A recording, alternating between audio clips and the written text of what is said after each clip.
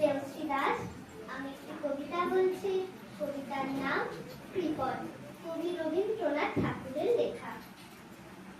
আমি ভিক্ষে করে ফিরিতেছিলেম গ্রামের পথে পথে, তুমি তখন চলেছিলে তোমার স্মরণরথে। অপূর্ব এক স্বপ্ন সম লাগিতেছিল চক্ষে মম।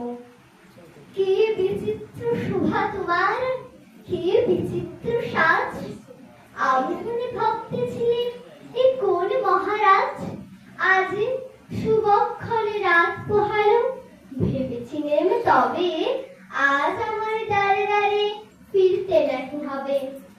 বাহির হতে নাহি হতে কাহার দেখা পেলেম পথে, চলিতে রথ ধনধান্যে ছড়াবে দুই ধারে।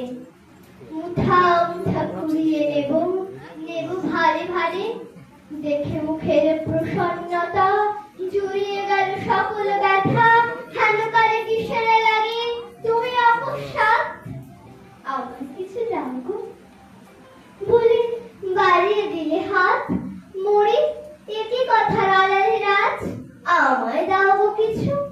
ভুলে ক্ষণকালের তরে রইল মাথা নিচু। তোমার কি বা অভাব আছে